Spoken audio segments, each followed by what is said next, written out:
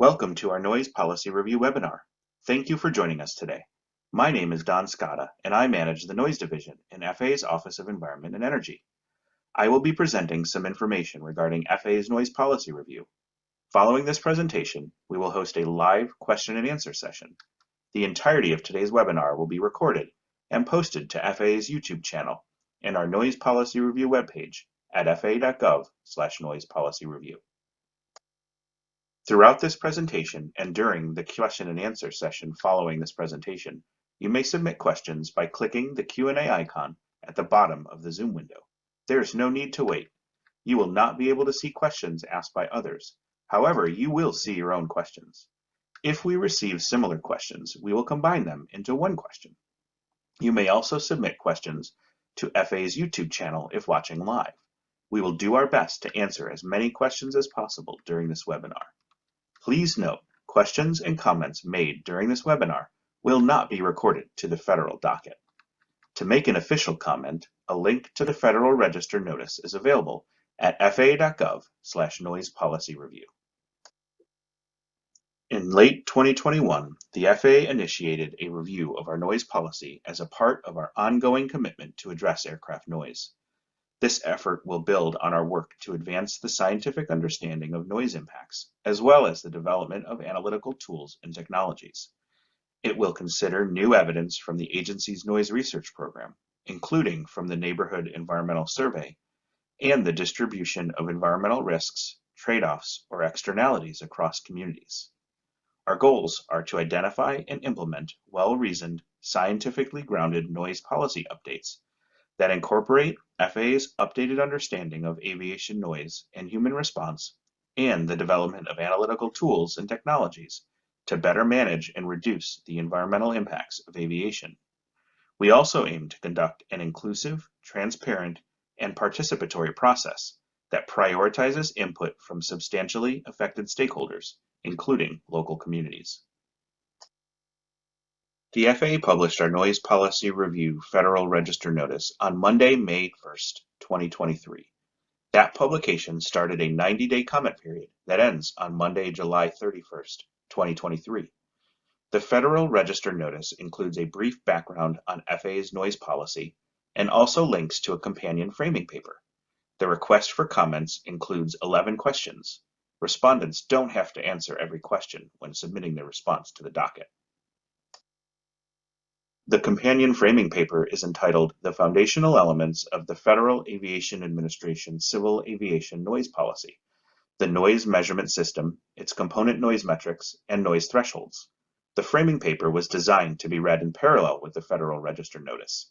It provides additional context and discussion around the 11 questions included in the notice, and provides context for the review. We wrote it to help aviation stakeholders better understand the questions included in the Federal Register notice. The scope of this Federal Register notice is on the foundational elements of FAA's noise policy, metrics and noise thresholds.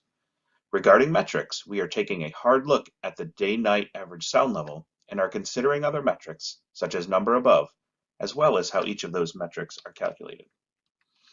Regarding noise threshold, in light of Neighborhood Environmental Survey findings and other research, we are considering whether to lower below DNL 65 dBA the definition of the level of significant noise exposure for actions subject to environmental review, and are also considering modifying the definitions of the levels of noise exposure that are deemed normally compatible with airport operations as set forth in Part 150.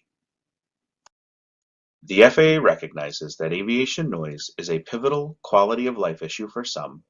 Aviation noise experiences differ. Communities and individuals have different interests, values, and concerns, and the information about aviation noise that is sought may differ. At the same time, the FAA is developing a policy that will apply to the national airspace system with a large number of stakeholders, those who operate in the system, the traveling public, and those affected on the ground. The interests and concerns of these parties are different, representing different interests, concerns, and priorities. The FAA is committed to ensuring that we provide meaningful, equitable, and transparent access to all stakeholders during this process. The public comment period helps us accomplish that goal. Further, it provides opportunities for us to engage with the public and stakeholders in a consistent way so that FAA understands how we jointly view the noise problem and begin to think about potential solutions or improvements to the way our agency interacts with the public and explains how their experience of aviation noise will change over time as a result of FAA action. Now is the time to provide input, as FAA has not yet made any decisions regarding what, if any, of its noise policy will be updated. Your input will help us understand how we can improve community understanding and expectations regarding future noise exposure, and also how FAA makes decisions regarding the topic. The questions in the Federal Register notice are designed to get input that will supplement our technical expertise and consideration of aviation noise issues. We welcome any comments that our stakeholders are willing to provide, and are particularly interested in the public's response to the questions and issues identified in the notice. We are looking for specific recommendations, explanation for any recommended changes, and supporting information or data. Comments addressing potential improvements in how, where, and with whom FAA communicates changes in aircraft noise exposure will be particularly helpful. Please note, comments regarding the level of aviation noise at specific locations should be made on the FAA Noise Portal at the link provided. The request for comments provides an opportunity for knowledge and potential solutions to flow from the public to the policymakers at the FAA. Our agency recognizes that those affected by our policies will have views and ideas on them and how they can be improved. We are eager to hear your input and understand your reasoning. The FAA requests your substantive comments. You may ask what that means. A non-substantive comment is one that is not related to the issue under consideration and does not offer data or information that can influence the policy outcome. For example, a noise complaint regarding aviation activity over a specific location is non-substantive and should be directed to the FAA Noise Portal. 3 types of comments can provide substantive input for agency decision makers to weigh. First, comments regarding scientific or economic evidence and specialized expert knowledge relevant to the topic at hand are helpful. For example, comments that explain what information is not currently provided by the D&L noise metric that may be disclosed by the application of another noise metric are helpful. So too would a comment that provides information about the economic impact of a different noise threshold, including describing how the conclusion was drawn, what data was relied upon, and what assumptions were made in the analysis. Comments should explain how they are supported by data and why the commenter believes that they are backed up by best available science. Second, comments that point to factual or legal flaws in current or proposed policies, identify gaps between agency policy and legal requirements, or why the policy does not adequately resolve the problem it is intended to address, and discuss the likely unintended consequences of an agency policy. Finally, submissions that provide alternative solutions or enhancements to the rule and explain why these proposals are better suited to resolve the issue than the policy intends to address. This slide presents a collective view on historic and current noise problems. Historically, noise issues were airport-centric, result of infrequent operations and dispersed flight paths, and very loud jet aircraft. Noise concerns were raised primarily by communities immediately adjacent to airports, and communities' lived experience included low cadence of relatively loud aircraft noise events separated by long intervals. Our current noise problem is an airspace or overflight noise problem, resulting from frequent operations, concentrated flight paths, relatively quiet aircraft, and noise concerns raised primarily by corridor communities further from airports.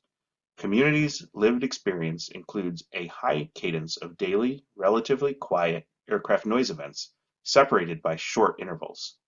In addition, there's been an introduction of new entrant and commercial space operations. Now we're going to start unpacking some of the questions in the Federal Register notice. Questions 1 and 2A request information about the aircraft and vehicle types and operations that the policy should address, looking at fixed-wing aircraft, helicopters, rockets, future supersonic aircraft, or new entrant technologies like UA, drones, or advanced air mobility aircraft such as air taxi.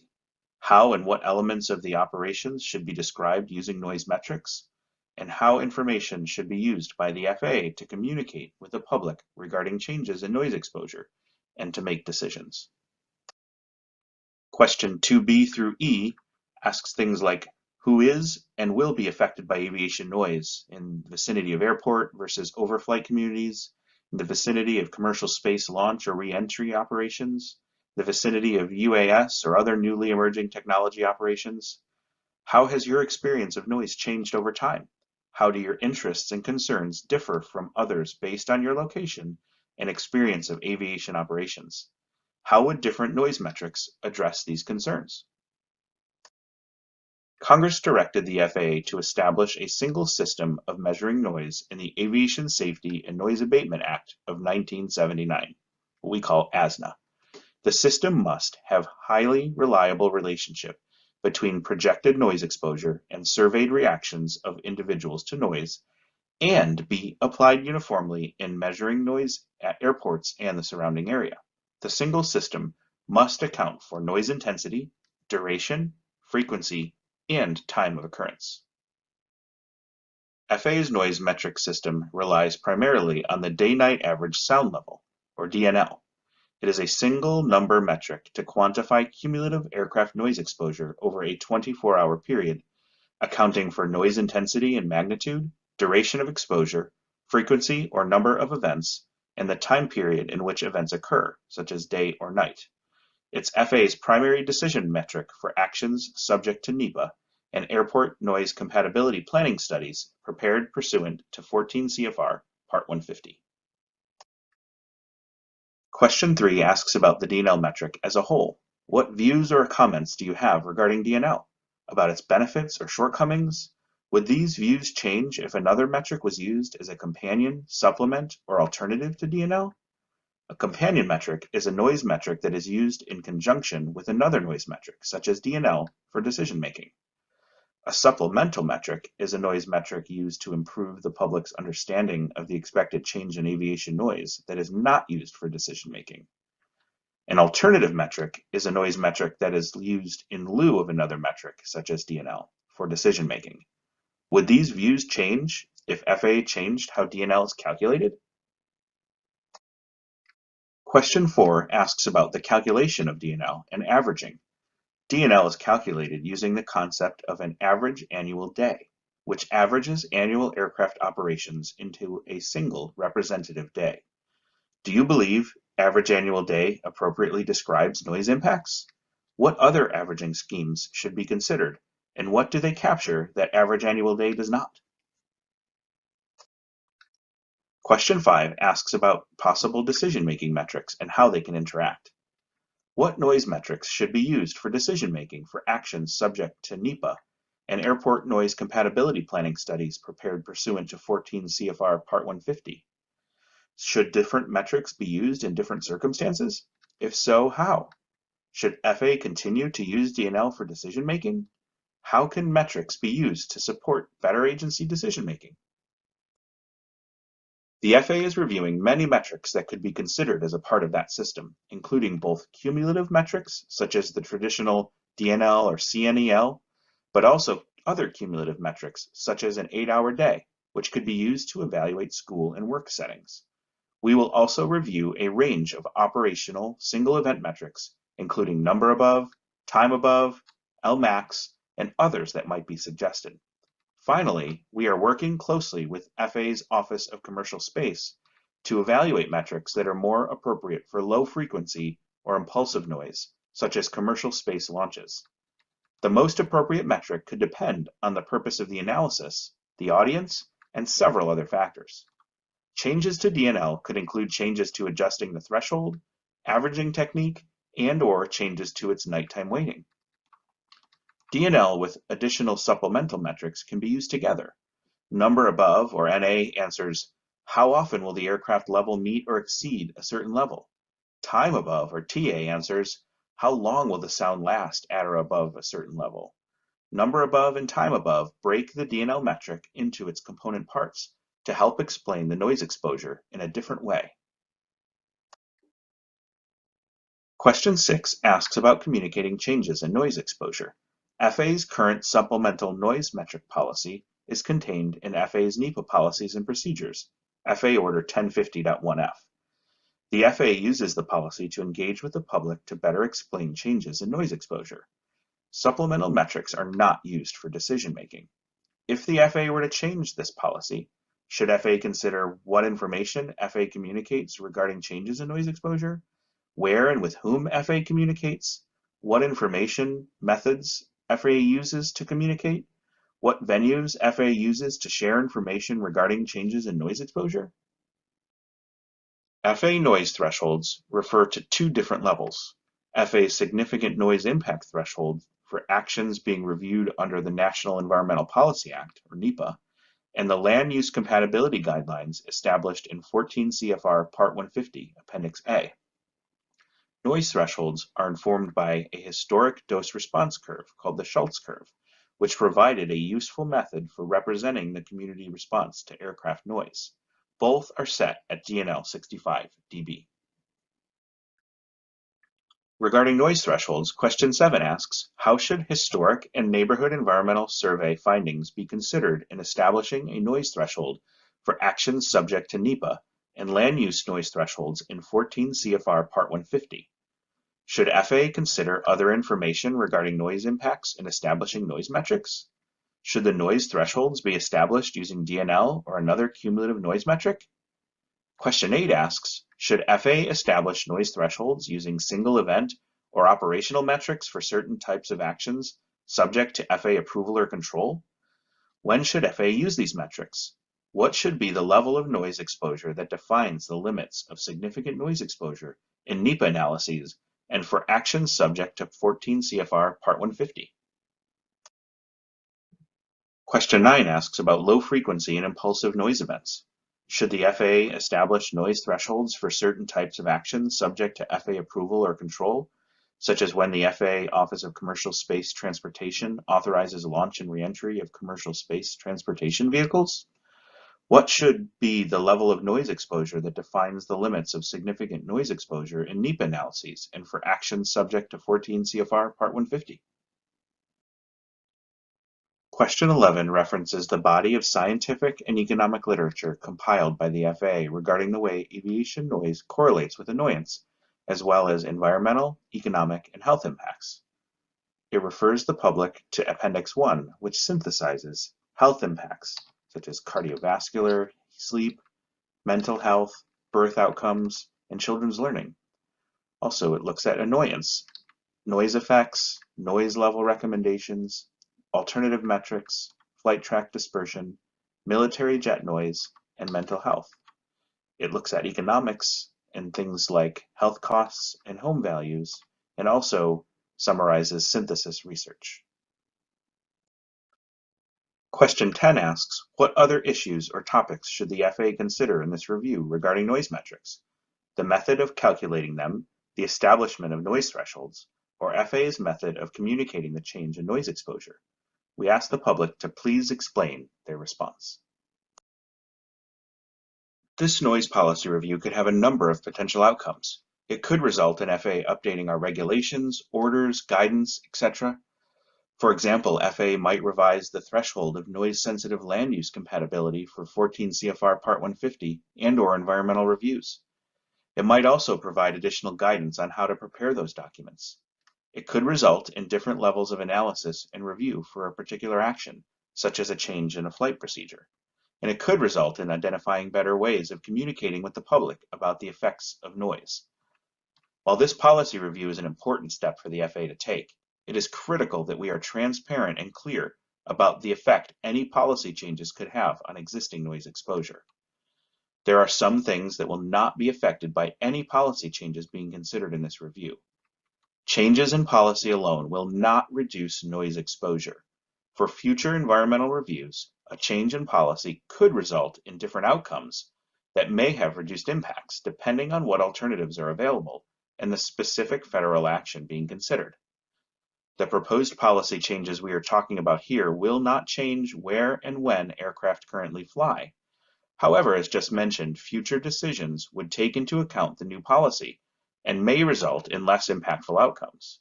And finally, policy changes will not require FAA to redo any environmental analyses or decisions that have been made. Future environmental reviews completed after any policy changes were implemented would take into account any changes. For additional information, you can visit our Noise Policy Review webpage at faa.gov/noise policy review. You can also email us for additional information at noisepolicyreview@faa.gov or leave us a voicemail by calling 202-269-6999. Now we're going to shift gears for our Q&A session. Our Q&A session is about to begin. You may submit questions by clicking the Q&A icon at the bottom of the Zoom window. You will not be able to see questions asked by others. However, you will see your own questions. If we receive similar questions, we will combine them into one question. You may also submit questions to FAA's YouTube channel if watching live. We will do our best to answer as many questions as possible during this webinar. Please note, questions and comments made during this webinar will not be recorded to the federal docket. To make an official comment, a link to the Federal Register notice is available at faa.gov/noise policy review. And now I'd like to introduce today's panelists. As I've already introduced myself, I will start with Adam Schulten. Adam is an environmental protection specialist in the noise division of FAA's Office of Environment and Energy. Adam has 13 years of experience working in aviation, 8 of which have been in the environmental field. Adam began his aviation environmental career as a consultant specializing in airport noise before joining the FAA in 2021. As a consultant, Adam conducted noise modeling utilizing FAA tools such as the Aviation Environmental Design Tool, and worked extensively to support airports and community roundtables to analyze aircraft flight procedures and provide guidance on the development of alternative procedures that could help to reduce noise exposure. Since joining FAA, Adam has focused on developing methodologies to assist the FAA in assessing noise associated with unmanned aircraft and working with others in the noise division to launch the FAA's Noise Policy Review. Andrew Brooks is the Regional Environmental Program Manager for FAA's Eastern Region Airports Division. Andrew has over 24 years of experience working in the environmental field, 21 of which are with the Federal Aviation Administration. He began his career with the Environmental Protection Agency before joining the FAA in 2002 as an environmental protection specialist. He has served as the Eastern Region Environmental Program Manager for Airports Division for the last 11 years, managing complex environmental projects and noise compatibility planning on behalf of the FAA across 7 states in the District of Columbia. Andrew is a national expert on aviation noise and compatibility planning and has been an instructor for the FAA's Noise and Land Use Compatibility Planning course for the past 7 years. Ryan Weller is an environmental protection specialist for the FAA's Western Service Center. He started his FAA career in the Northwest Mountain Technical Operations Division in 2001 and moved to the Western Service Center in 2007. Prior to federal service, Ryan worked in private industry in the chemical and hazardous waste industry. Ryan has managed environmental reviews for regional and local airspace redesign projects, along with military special use airspace projects. Thank you again for participating in this webinar. As we begin the Q&A session, I'd like to invite our panelists to turn on their cameras. We will begin the Q&A momentarily.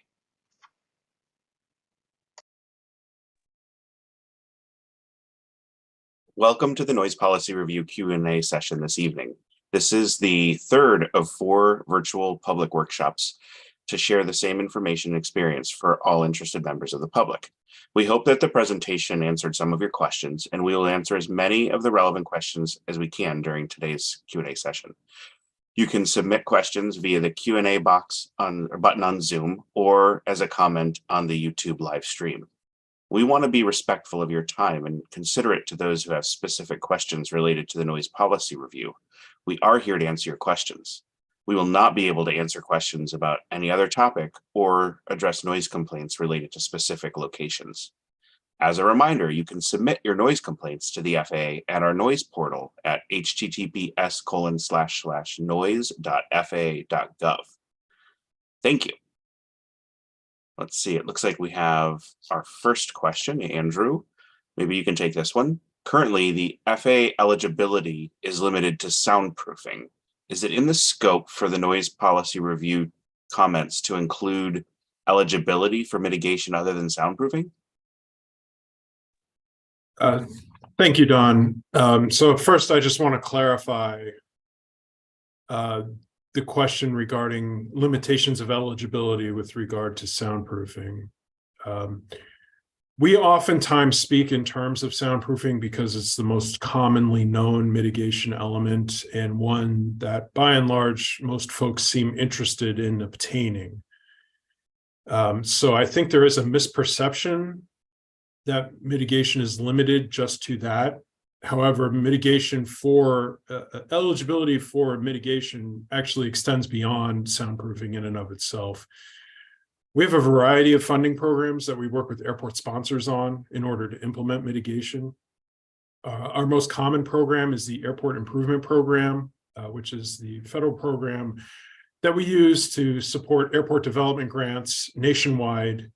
On an annual basis, we give out about $3.4 to $3.5 billion in funding under that program, and that level is set by Congress in our authorization. Of that, there is a certain amount that is set aside for use directly for noise mitigation. That money can be used for Part 150 studies, development of measures reviewed in Part 150 studies, and other noise mitigation components above and beyond just residential sound insulation. Additionally, we work with our airport sponsors on what's called the Passenger Facility Charge Program. That is a program wherein airports can levy what is akin to an individual charge on a ticket. Many of you that look at your fees associated when you purchase a ticket may notice a fee for $4.50 for a passenger facility charge. That is a fee that the airport sponsor then uses and aggregates across all of the users or passengers that enplane on aircraft at their airport to use for additional development. That program in and of itself has additional eligibility for noise factors. And we also have a number of other programs in recent years above and beyond those that have consideration for noise. That being said, as a kind of a background on the programs that we use with, that we work on our sponsors with in order to fund these programs, what can they use them for? The eligibility for what they can use them for is actually set up in two ways. The first is as required mitigation under a program that's been reviewed by the National Environmental Policy Act. So if we have done a NEPA analysis, an environmental assessment, or an environmental impact statement, and have found that the project, in order to get approval, requires a component of mitigation for noise in order to get the approval, all of that mitigation is eligible for funding under either the Airport Improvement Program or Passenger Facility Charge. Furthermore, we have what's known as noise compatibility planning studies, or more colloquially known as Part 150 studies, because that is the location within Title 14 of the Code of Federal Register. Part 150 is where all of the the Code of Federal Regulations, where all of the regulations governing that program can be found.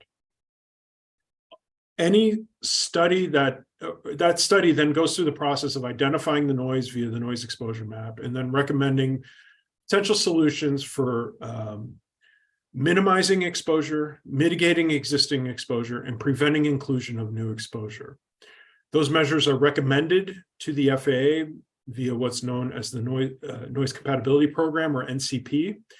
And then the measures that are reviewed and approved by the FAA in our record of approval following that would be individually eligible for funding under any of those programs. So those measures can go above and beyond residential sound insulation. They can include land acquisition. They can include purchase assurance, sales assurance, And those speak to guarantees for owners of property that they will meet a certain valuation for inclusion in the contour, or the eligibility for potential selling costs associated with selling their property. There's also eligibility for things like noise monitors within the 65 DNL contour and other potential development items such as noise barriers or hush houses, ground run-up enclosures on the airport that could be funded via these programs. So I hope that helps give a wider background on how we fund these measures and exactly what is potentially eligible. Now, regarding review of future mitigation measures, certainly comments that are received either via the website, the email, or the docket submission in response to the Federal Register notice will be considered in terms of potential future mitigation measures in the development of the future noise policy review. Thank you, Don. Thank you, Andrew. Next up for Adam, let's see, the FAA states in our documents that our options are limited, yet FAA has significant authority, for example, interpreting ASNA. What are the metrics and thresholds interpreting the extent of NEPA review and deciding to make the noise policy retroactive or not, etc.? Please comment, given this seems consistent with FAA's ability to control the change in aircraft noise exposure is limited. Well, as described in the Federal Register notice, the FAA's ability to control the change in aircraft noise exposure is limited in what was mentioned in the comment. What I mean by that is that the limitation really is our lack of authority on our part to control the primary factors that drive aviation noise, which are the frequency, the location, the time of operation of the aircraft, as well as the specific aircraft that are being flown on any particular route at any particular time. These are really market-driven decisions, and they're not under our control. And those do represent the primary source for the experience of noise that people are experiencing on the ground. However, we do recognize and agree there are different avenues to approach noise concerns related to aviation activities, and one of which is the noise policy review, and is one element of a comprehensive program that we have to address noise, which some of the other elements include air traffic control procedures themselves, and there are some procedures out there that are designed for noise abatement and for noise benefits. Source related noise control, the aircraft certification and our aircraft certification standards. And then, the noise mitigation programs, among others, similar to, what Andrew had just hit on. We're not, the FAA is not ignoring other options, but really what we're starting with here is looking at metrics and thresholds via this noise policy review, because really they are the underlying basis for a lot of the policies that the agency uses for decision-making around location-specific projects with noise implications. So, looking at the noise policy review, we're seeking input on the way we describe the potential impacts of aviation noise, how we define the threshold of significant impact for noise-sensitive locations.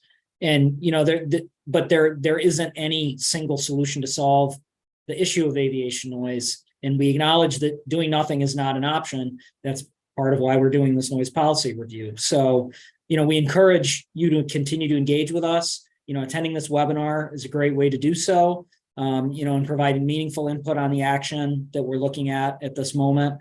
And by asking relevant questions, which folks are doing, we've got a lot of good questions coming in, here at the webinar today. And then also, commenting on the docket, because that is the best way, really to have your feedback heard and for us to consider, some of the things that you may be proposing or things that you may be think would be helpful in terms of metrics or thresholds.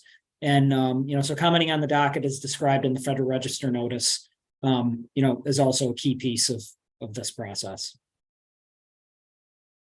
Awesome. Thank you, Adam. Next question. I think I'll take this one.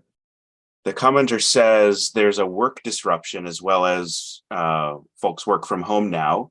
They can't concentrate at work. They can't relax after work. There's no weekends or holidays that are a break from the aviation noise. Okay, so this is a great comment, and it's the kind of feedback that would be helpful for someone to submit to the docket, as it speaks to the potential metrics that could equate with experiences regarding aircraft noise. It starts to paint a picture for us about the values and priorities of communities or individuals affected by aircraft noise. For example, a metric such as the equivalent sound level, or LEQ, could be used for periods like around a workday, for an 9-hour workday, to quantify aircraft noise exposure during those specific times. Or we could use number above during different time periods to talk about the disruption of outside activities due to noise exposure on weekdays or weekends or certain times of the day. Providing these kinds of comments to us on the docket will help us consider what aspects of communicating and assessing aircraft noise are most important to stakeholders, and will help us determine what metrics and thresholds best correspond to communities' lived experiences. Thank you for that question. Ryan, I think this next one would be good for you to answer. Let's see. Could we be more specific? Oh, in the presentation, we talk about things like vicinity communities or overflight communities. Could you talk a little more about what that means, maybe in terms of miles or something from an airport? Yeah, sure. So, these are terms that we have used tonight, and you'll probably hear it in the future also. And they're really terms that aren't necessarily defined per se, but what we found is that when you talk about a vicinity community, that's typically one that's fairly close to the airport, and these folks are not necessarily within the 65 DNL, 65 dB DNL, but could be outside of it. We found that these 65 DNL contours are, sometimes truthfully all within the airport property. So, a community could be in the vicinity of an airport, but not be within the 65 dB DNL. And now the other definition that we've been hearing a lot with, and this is a term that we've been kind of throwing out there a couple of times, is these overflight communities. And these are ones that are farther away from the airport, not necessarily right within the airport environment. And these are the areas that we've been hearing quite a bit from in the recent past with some of the airspace redesign projects that we've done. They don't necessarily fall, like I said, within 65, so there's not that insulation mitigation that Andrew was talking about before. And these are the ones that have that repeating condensed flight paths that we hear a lot about. And truthfully, these are the communities that we want to hear from.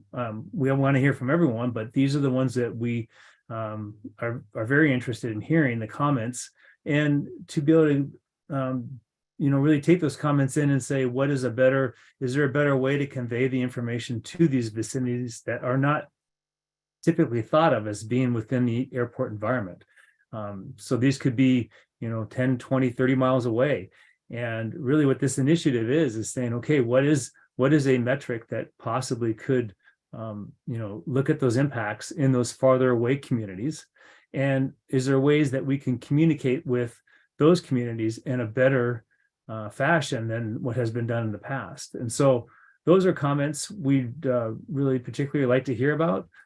We'd like to hear about experiences that these communities have had in the past. And, like everyone said here, we're getting good questions, and these are great for discussion purposes here, but we'd really like to have those logged into our official means. And so I know we mentioned a number of times the website and so forth, but I would just encourage folks to do that in that fashion so that we have them kind of officially submitted.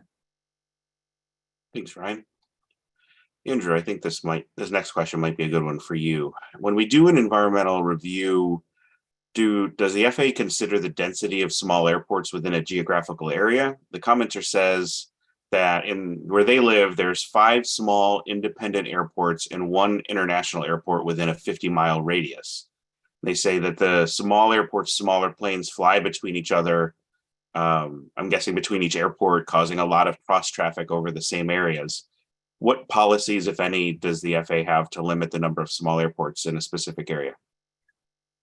Sure. Thank you, Don. I think this is a question we get a lot. And it's one that certainly we're going to have to be considering as the noise policy evolves in the future. Currently, we would consider density of small airports to the degree it's relevant to the action facing us. And so let me kind of explain what that means. Our current standard is for 65 dB DNL is the threshold for compatibility for land use, and it's also our threshold for significance. So when we're generating noise contours or having an airport sponsor generate noise contours for a NEPA process, or ATO generating noise contours for examining a procedure change, we're looking at contours that go out to the 65. And what we found, even in major metropolitan areas like SoCal or the Bay Area, or where I live in New York City, where we have the 3 major New York metropolitan area airports and the busiest general aviation airport in the country, all within 20 miles of each other, is that actually the 65 contours do not overlap between the given airports. So the individual exposure would not be influenced by operations from another airport when you're close in at a given airport. So for example, those close into LaGuardia, their contour is not necessarily influenced by operations from Kennedy or Newark or Teterboro. And then you take it for all the other airports as well. That being said, we would consider the proximity of other airports if the project required a change at another airport in order for it to be successful. It would be considered a connected action. For example, we've done projects at LaGuardia or Kennedy, which have required the opposite airport to operate in a certain configuration to enable that proposed project to proceed. And so for the periods of time where the opposite airport requires a special operating configuration, when we do the analysis under the National Environmental Policy Act, we would disclose the operational impacts associated with the change at the opposite airport, as well as the environmental impacts associated with the project at the airport that was being considered. So I say all that because in the current environment, again, we really don't get into a situation where there's operational overlap between the given contour. Now, certainly, should the noise policy review lead to a different standard or a different threshold, that is something that would need to be revisited and would be encapsulated in the future development of the noise policy review. Now, regarding the second point of that question, what policies, if any, limit the number of small airports in a specific area? Really, the only policy we have right now is for new entrants. And in order for new entrants to the system, or the National Airspace System, the NAS is what we call it, to qualify for funding, they have to be recognized in the National Program of Integrated Airport Systems, or NIPIAS. You know, like any good agency, we have lots of acronyms, right? So here, in order to be qualified to be in the National Program for Integrated Airport Systems, or NIPIAS again, and then receive federal funding, they have to meet certain criteria. And one of those criteria we look at is proximity to existing airports and the degree to which the new airport would offer service that is not otherwise available. Our rule of thumb, and it's not exactly a standard, but it is a rule of thumb, is to consider airports within 30 nautical miles of a proposed location. If a proposed airport or an airport seeking to join the NIPIAS is within 30 nautical miles, it's certainly something that we would give a little more investigation to. It's not something that necessarily precludes them from being incorporated into the NIPIAS. That's for airports seeking to join the system and have access to the funding programs that I mentioned in my previous response. With regards to airports currently in close proximity, we do not have a regulation or requirement in terms of how they interact with each other or to remove them from, unless they are seeking themselves to be removed from the NIPIAs. Thank you, Don. Thank you, Andrew. That was a great answer. All right, Adam, next one's up for you. Could you talk a little bit about the multi-airport analytical component of AADT that came from NEARS? Sure. So, there previously was a separate tool that was used to analyze airspace actions, especially from, the en route portion or at the higher altitude, so to speak, above like 6,000 or 10,000 feet, for example. And that was a tool that was separate from our legacy noise modeling tool, which was the integrated noise model, and it was called Noise Integrated Routing System, or NEARS. And then with AADT, NEARS actually, the functionality in NEARS to do that modeling was integrated into AADT to allow the one tool to do both functions essentially, and allow you to do multi-airport noise modeling, in one consolidated tool. You didn't have to do it in two separate pieces, so to speak. So you didn't have to use INM and NEARS to do that.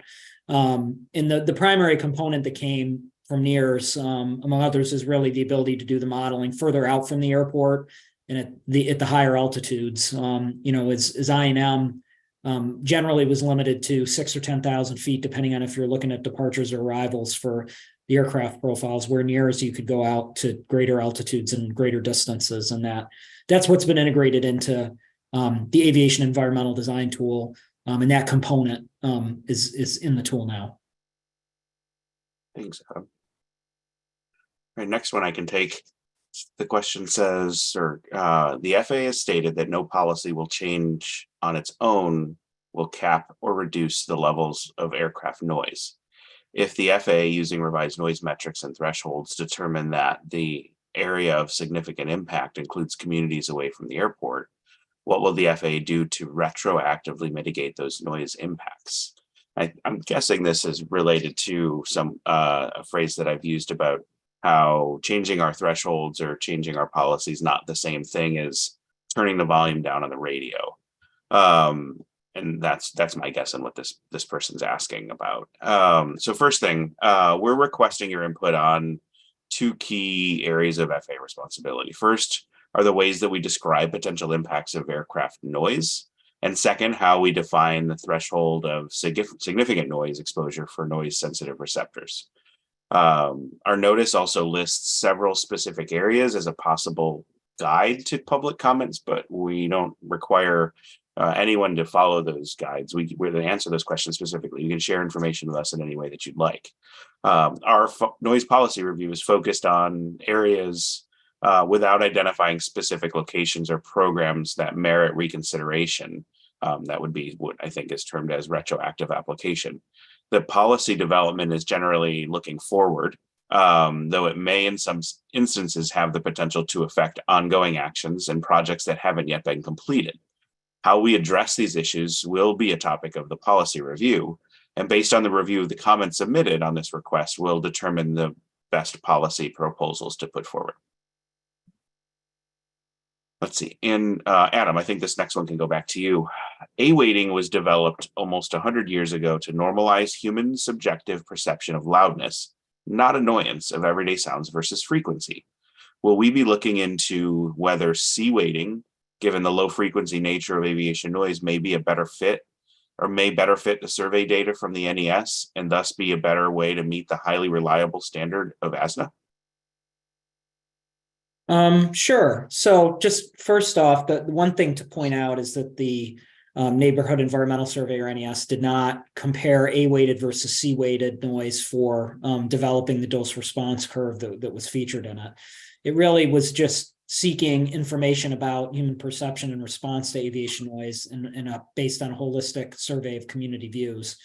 And part of the reason we didn't ask a question about A-weighting or C-weighting in terms of in the NES and the survey is we really didn't want to bias respondents to have folks respond that maybe bias more toward aviation noise than less. So the survey was very carefully designed to be not just necessarily a noise survey, it was an environmental survey, which looked at other areas as well, but the intent was to analyze the results from a noise perspective. So we didn't do a comparison with the NES looking at A versus C weighting. However, we would invite, whoever submitted this question to, submit their comments and their reasoning for considering C weighting, kind of as you did in the question here. And looking at low frequency noise, is something else to consider as part of this Federal Register notice and in the response to, or in posting a comment to the docket.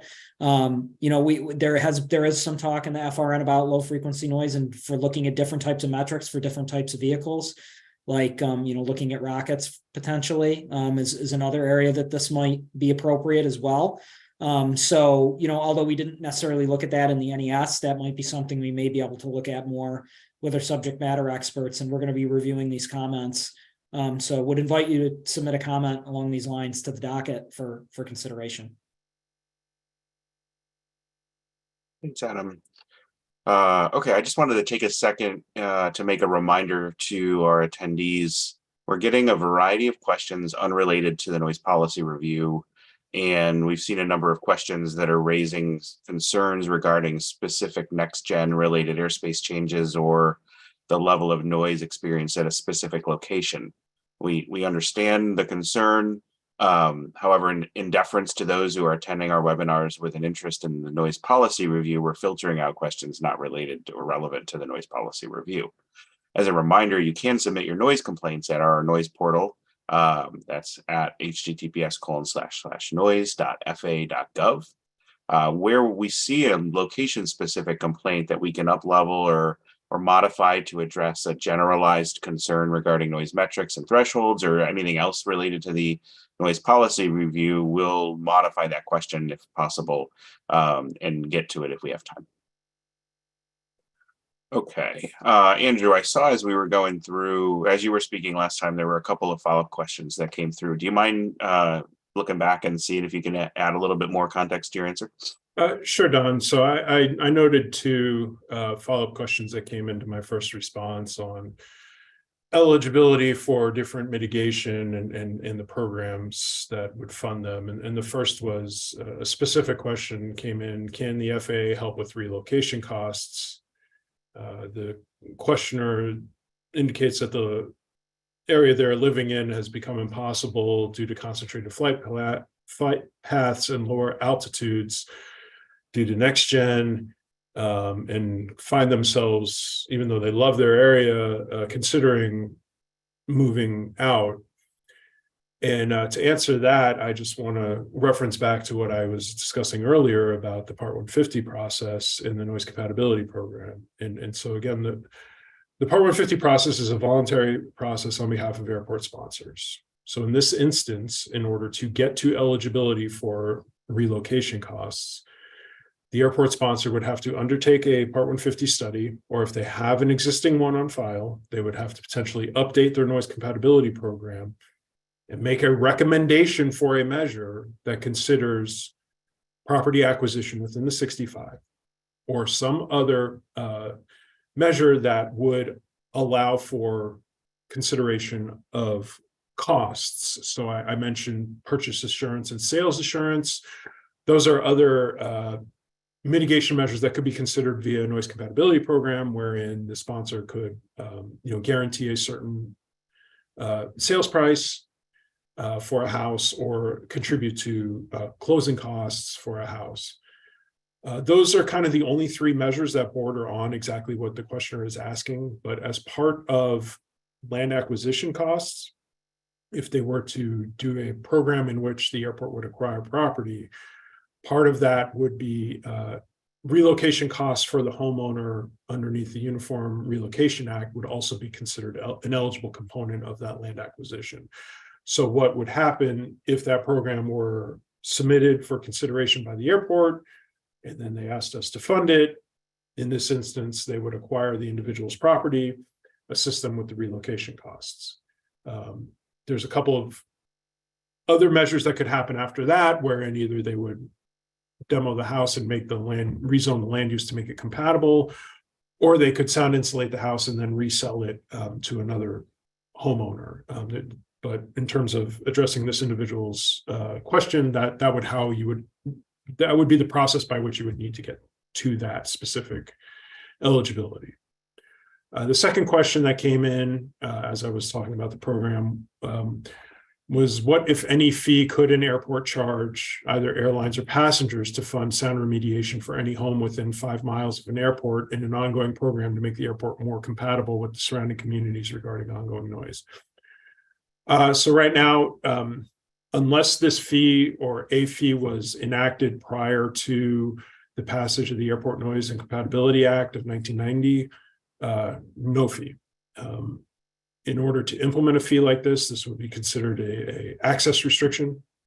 The airport would have to undertake a study under 14 CFR Part 161 for access restrictions and propose a measure such as this. Again, that's another voluntary process. In order for the airport to do that, they would first have to undertake a Part 150 program and demonstrate that they have used all reasonable means to achieve compatible land use within the contour, and that their only viable option left was to restrict access to the airport. And then they would go through another study to propose a measure like this, which would be a fee for aircraft. And then once they would charge that fee, if they were to implement that fee, that would be considered airport revenue, and they could use it for something like sound remediation, as the questioner asks. So thank you, Don.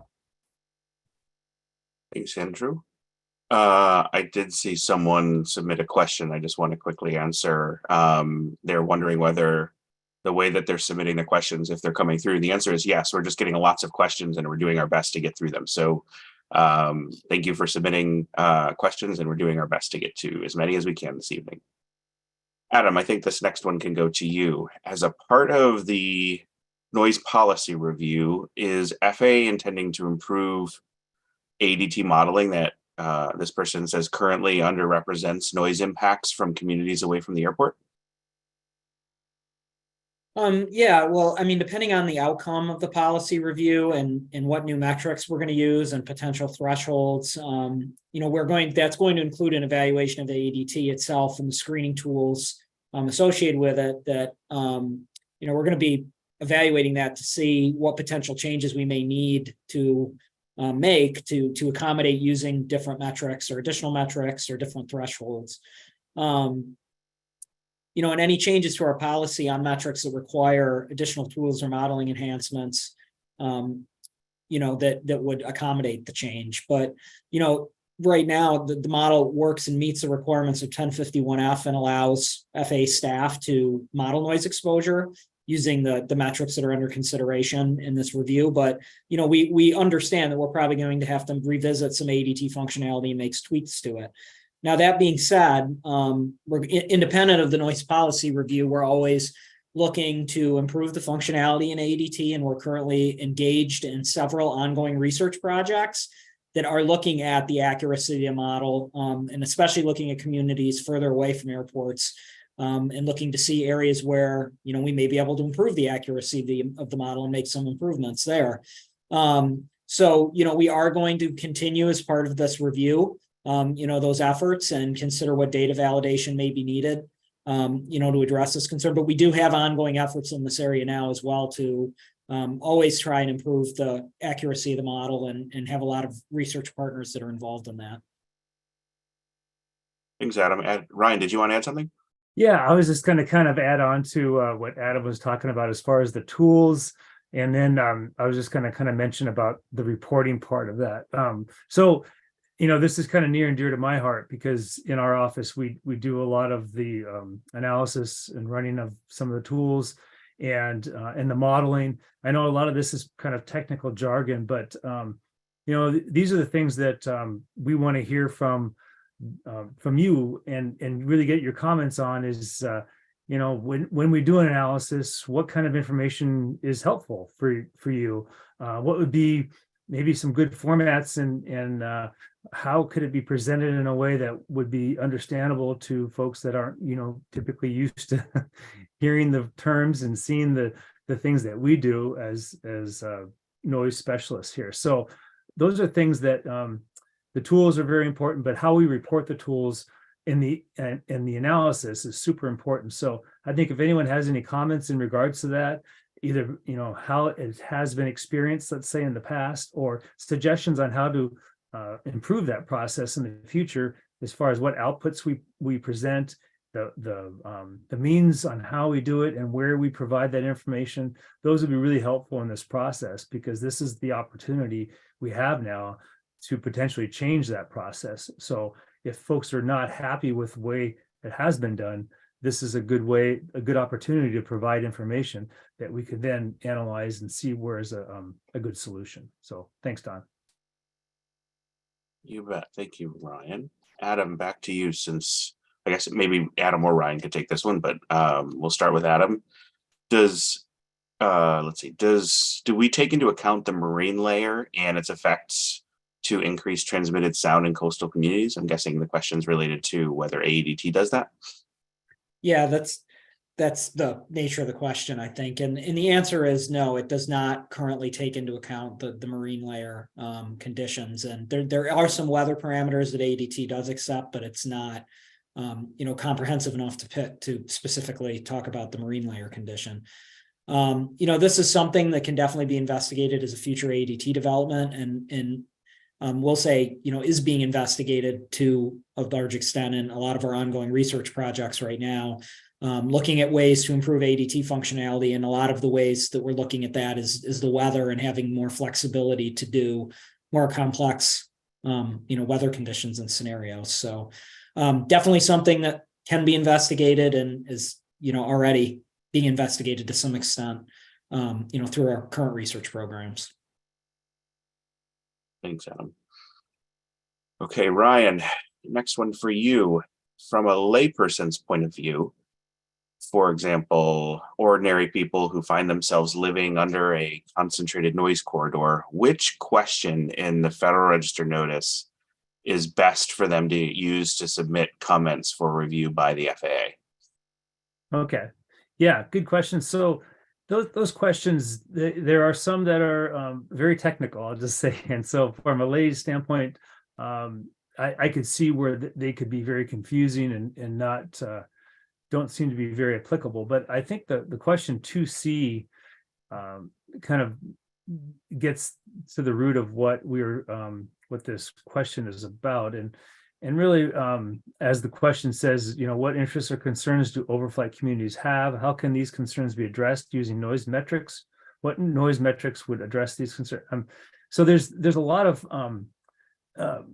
follow-up questions that we're trying to drill down into what the experience that folks are having out there. And concentration farther away from airports seems to be a fairly consistent theme that has been voiced, that I've heard in a number of instances. So this one is really kind of getting to that community that's not right next to the airport, or even maybe it could be 20 or 30 miles away, and how the flight path has either influenced your life, or how the noise metric could be improved to possibly account for the experience that you're having today, so that we could possibly find a solution either through the metrics, through a different metric. There may be a better metric that accounts for that concentration farther away, or the means on how we actually present it to the communities that are being impacted. And so kind of twofold is, the metric part, and then how to present it. And I guess a third would be, what are the thresholds? Because that's certainly part of the discussion here is, the 65 threshold, for decision purposes. Are there some other suggestions out there in regards to disclosure purposes that possibly communities would be interested in hearing more about? That would be good questions for us, or good comments to receive in this process.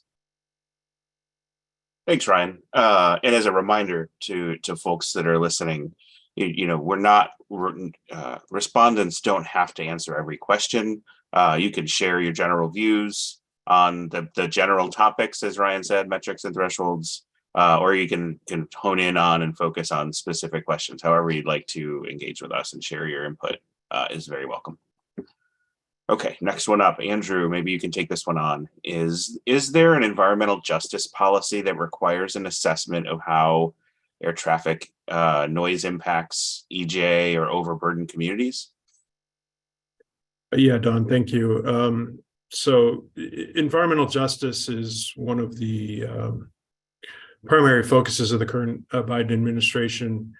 President Biden issued an executive order early on in his administration, clarifying their stance on the implementation of environmental justice. And environmental justice, just for those unfamiliar, is consideration of disproportionate impacts to minority and low-income communities. So when we're considering an analysis and environmental justice perspective, we're looking at the degree to which impacts lie on those communities that have been historically under or overburdened with things like transportation noise or other development. And it's not to say that we don't consider impacts to all communities, but the process that the executive order requires is that we minimize the degree to which impacts disproportionately burden those historically overburdened communities.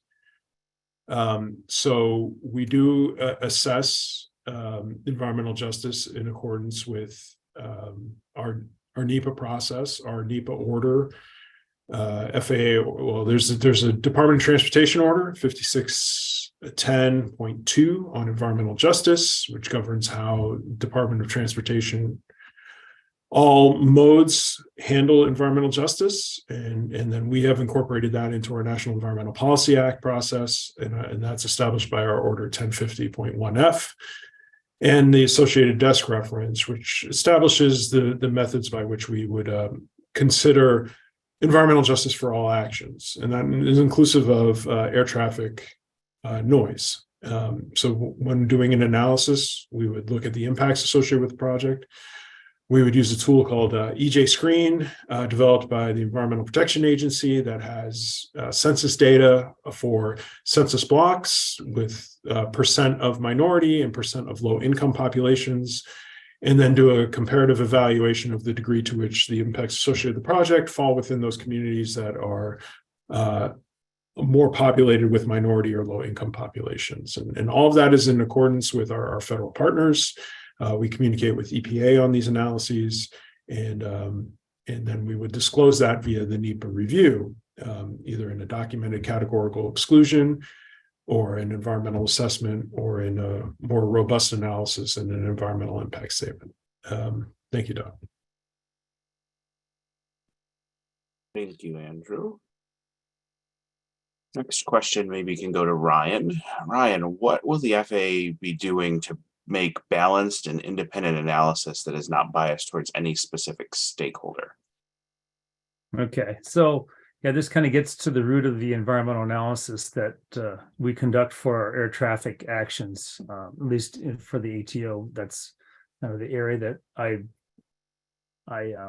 handled for the most part, is air traffic action. So we have a well, we obviously have our order and our guidance in the 1050, and it really does provide an objective analysis for us on how to evaluate the impacts for all the stakeholders. I know Andrew was just mentioning the environmental justice category, and that is one of many categories we evaluate in this NEPA analysis.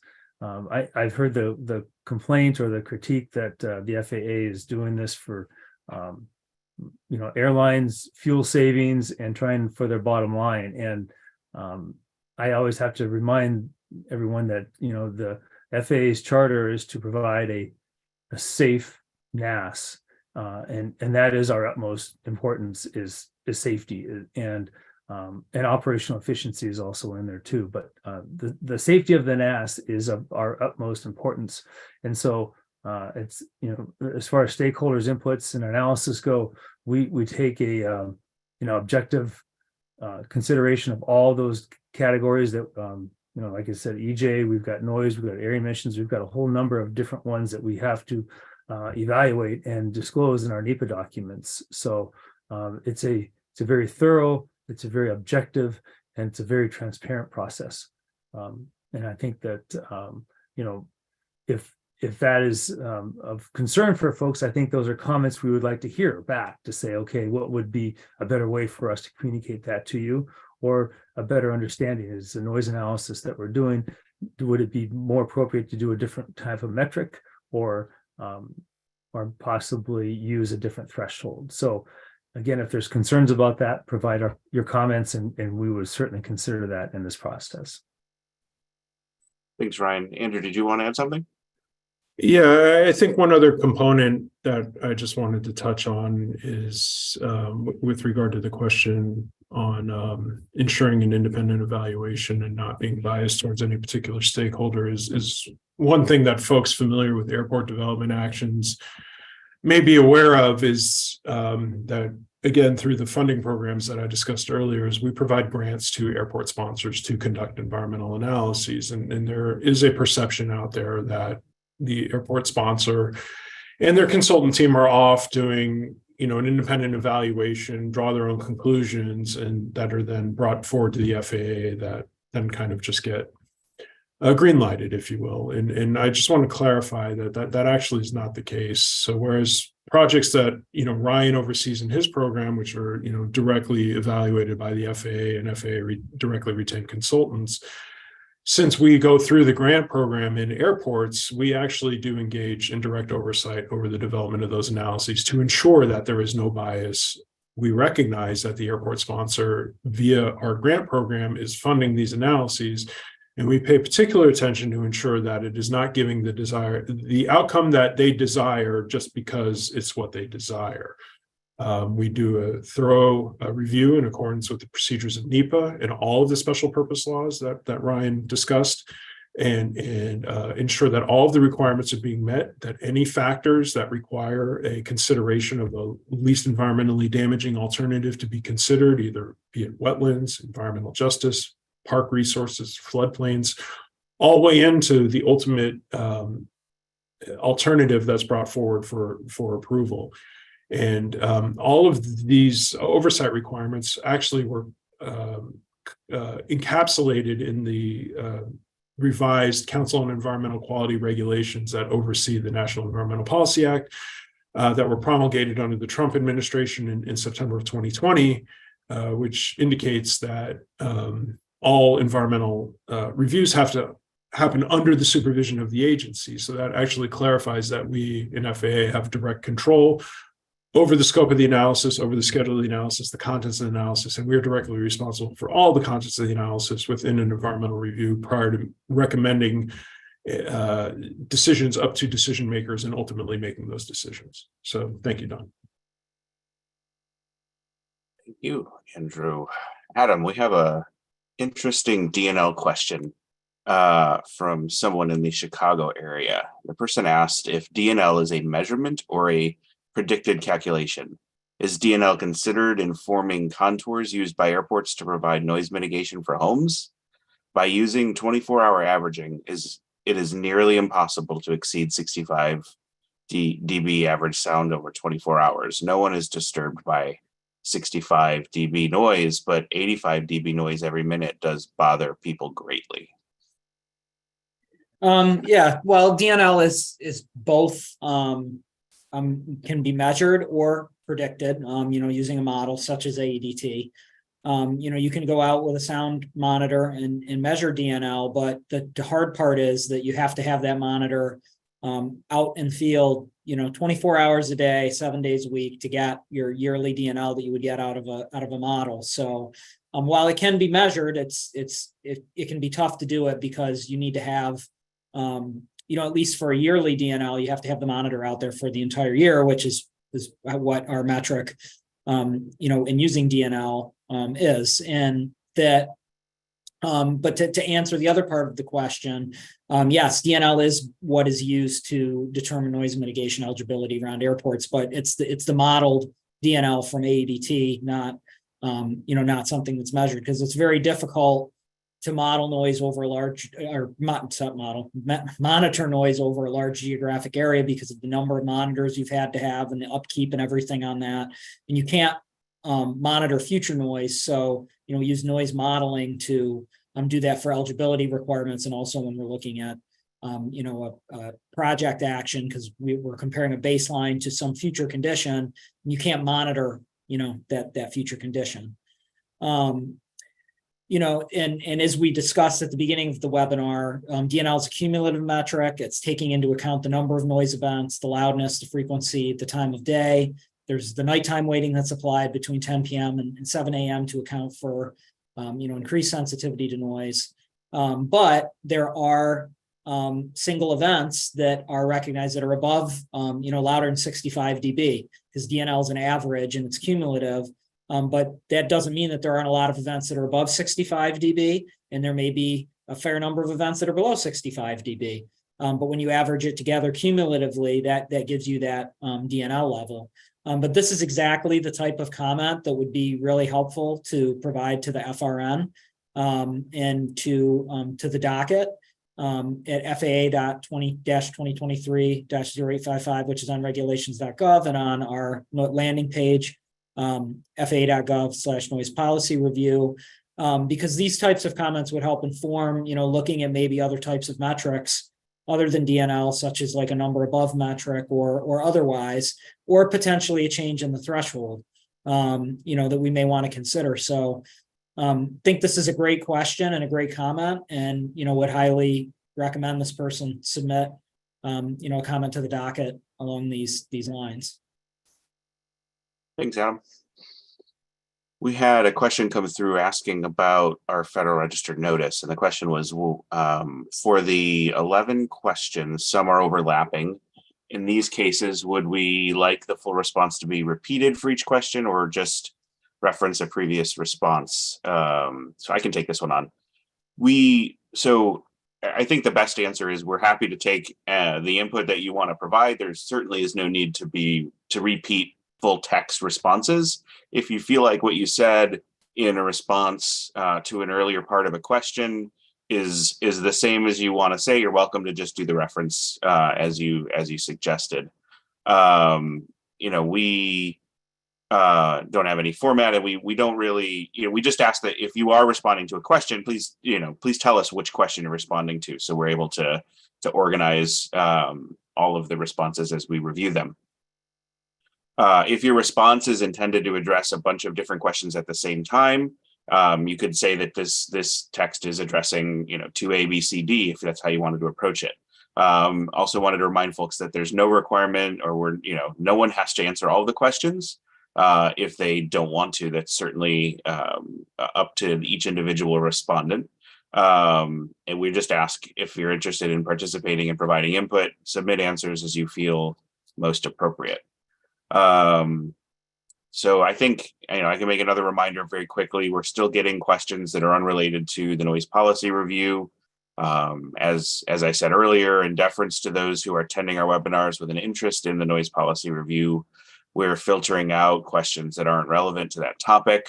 If you have noise complaints that you'd like to make, you can do that at our noise portal at https://noise.fa.gov. All right. I just wanted to make sure that folks know that they have until the end of July to submit those comments. So yeah, that's a great point. It opened up on May 1st, I believe, and we have until July 31st. So, there's a little bit of time here to get those comments in. Thank you, Ryan. That was a good reminder too. Let's see. Next question for Adam, maybe. What role in decision making will FICON have in the noise policy review? And I'm thinking this questioner, or the person that asked this question, is probably meant FICAN, because that's the active group that we work with now within the federal government.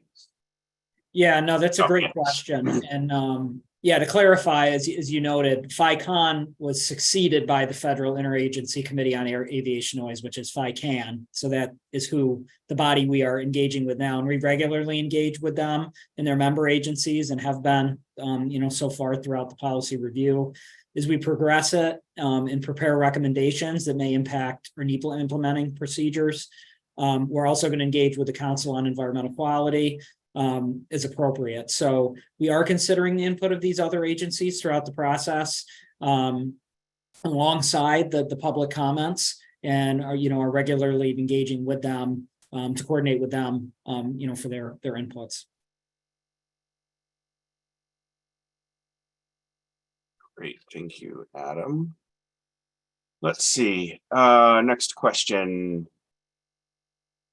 FA previously published or used a definition of alternative metrics that was, I guess we defined, or this person said we defined metrics used for decision making is what an alternative metric was.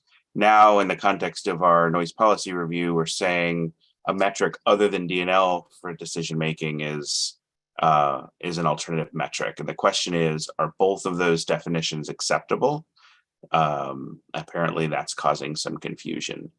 So FA, I can take this question on, and thank you for the question. FA Order 1050.1 requires that we use DNL to describe cumulative noise exposure and to identify aircraft noise and land use compatibility.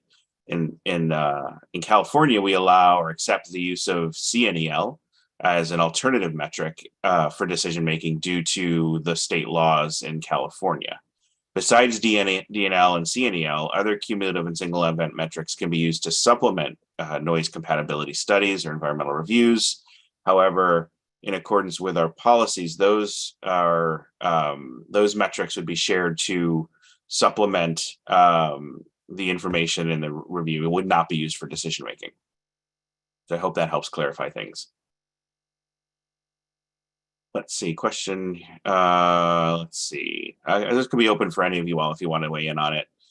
Has the FA published the have we published our review of the comments made to our noise research Federal Register notice back in 2021?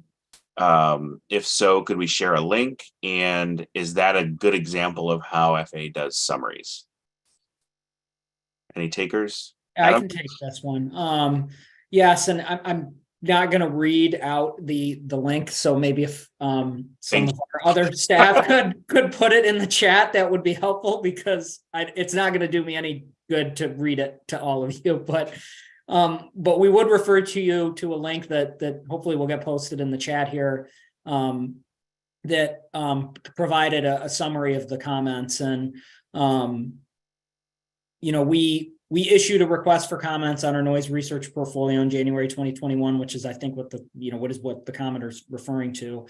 And once that public comment period closed, we reviewed the comments, we identified major themes, and then we shared this information with our Research, Engineering, and Development Advisory Committee, or REDAC, and specifically the Environment and Energy Subcommittee. FAA has established REDAC since 1989 to provide direction and guidance on our research portfolio, and helps the FAA identify research areas in 6 key areas, I guess: the National Airspace System operations, airport technology, aviation safety, human factors, and the environment and energy. So, because of the NES being part of that research umbrella, our REDAC needed to know about it and wanted to know what the results were from the response to comments. So we briefed the comments to their subcommittee on environment and energy, and then we received some input, guidance, and advice, and from them on how they think we should invest our R&D, resources and portfolio. And these are, how these recommendations are sent to us. Those are tracked, and if we implement, how we implement them are in a REDAC database. And we welcome you. You can review the briefing on the REDAC website. And familiarize yourself with their recommendations, not only with regards to the response to comments, but other various areas of our research portfolio. So again, hopefully that link will get posted in the chat for everyone, because it wouldn't be great to read off to folks. So yeah, it's showing up as 3 lines long on our chat here. So yeah, we'll get that made available to everyone in the chat. Thank you, Adam.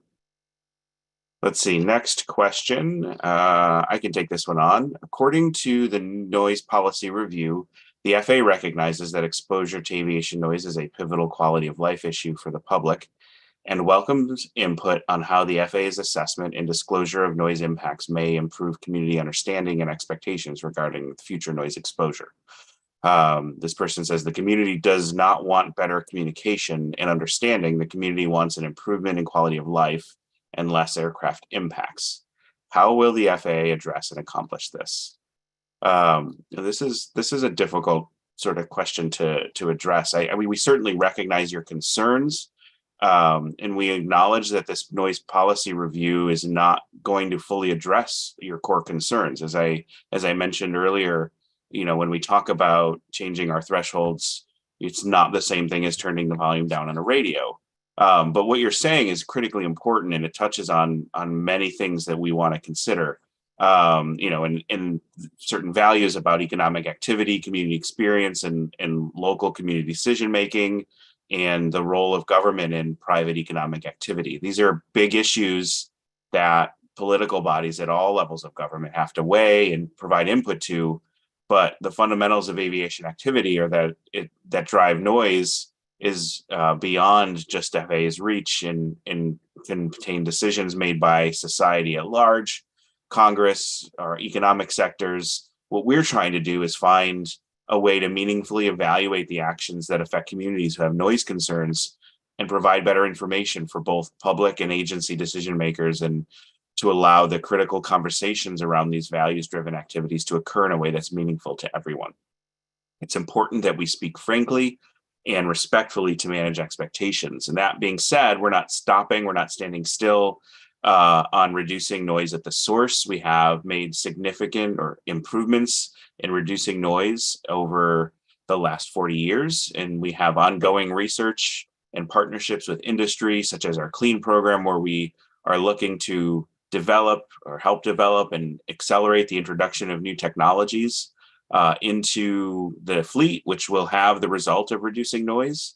And also, I think, just to go back to the sort of basic question, in a lot of our engagements that we have with communities, I think there are people that do want better communication and understanding as well. So certainly understand that that's not a goal of everyone, but there are people out there that have a difficult time understanding when we talk about DNL and some of the ways that we communicate about noise. And we are looking to make improvements in that area as well.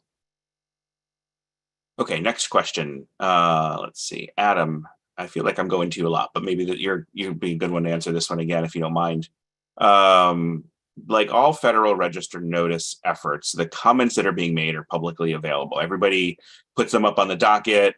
And people can have the opportunity to have them be anonymous, but they're all online. But that isn't necessarily this commenter saying and making for a transparent process. So beyond having the comments publicly available, what is FAA doing to make this transparent?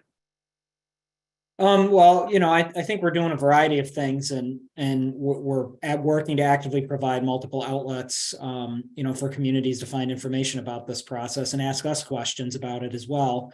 Not just through, simply posting the FRN and asking for people to post comments to the docket, and then, they can see them. One of the things is that we're doing these webinars, that you all are attending here tonight. That's one way that we're working to try to make this more transparent, and also help, educate folks on, if they have questions on the FRN or not sure about how to submit a comment or answer, the questions. That's what we're really here to help with, and help provide clarification on. We're also doing, a lot of social media posts about this to get the word out. We're updating our website pretty frequently, and you can go to the website and subscribe for updates, and then you'll get, notified when we do make an update, and providing opportunities to really provide feedback in this process. And, this is the first step of that, with the register notice coming out and having the request for comments, which is, I know we've said this a couple times before, but it's open for 90 days and it's open until the 31st of July. So, during this time, we invite, everyone to provide your comment, based on the FRN to the docket, on regulations.gov, and you can also get to it from our NPR landing page.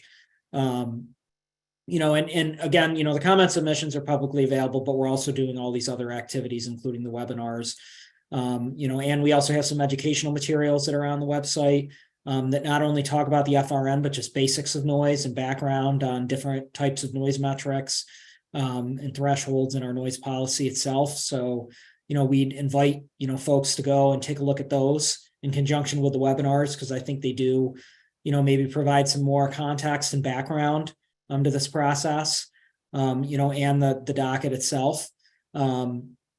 So, we really encourage folks, to attend these webinars, as much as possible, and share, posts on social media and otherwise as much as they can to really get the word out on this, and, make sure that, that the public's voice is heard in the process.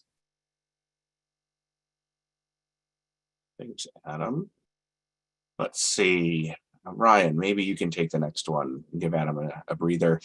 How can residents discover whether repeated disturbing noise experiences from overflights do or do not meet FAA requirements? Maybe they mean safety requirements or something else. Yeah, I guess I'm thinking about this as a disturbing noise, not so much a safety issue, because I see that noise is brought up as part of the question. So, it's hard to talk about specific situations here, but I think this kind of lends itself to what we're doing, and that is saying, well, this repeated, like we talked about before, in the past, there used to be less planes, but they're much more loud. They're louder, and so now we have, quieter planes compared to the older planes, but there's much more of them, and they are on a more concentrated path. And so that's where this opportunity really becomes, is like exploring the options and saying, okay, what other noise metrics are out there, and what are the possibilities for us to be able to explore those, and how can we use those to better make decisions first off, or better communicate what the impacts are expected for this. And so, there's a number of ways, like we've all talked about the comments and so forth, we want to get them. But this is that opportunity to be able to say, okay, we have overflights. We want to find a way that improves our process, because we have heard that there's concerns out there about how the DNL is going to, and how it does actually analyze the concentration. But there are other metrics out there that lend themselves better to that type of analysis. And so, again, I go back and say, let's get those comments in. We'll take all those comments and analyze them, consider them, and come up with a recommendation. I'm not sure if that actually answered all the question there, or if anyone wants to piggyback on there, but Adam, did you want to add something? Yeah, I think the question may have been getting at too, how do I find out if, where I'm located meets the current noise threshold or not of being significant, and kind of like thinking, I have a lot of overflights. What is my DNL level at my location? And where can I find that info? And that's, a little bit more complicated answer, I guess, but, it really depends, because, we recognize that folks want one single location to be able to find this information that's readily and easily accessible, but that currently isn't the case.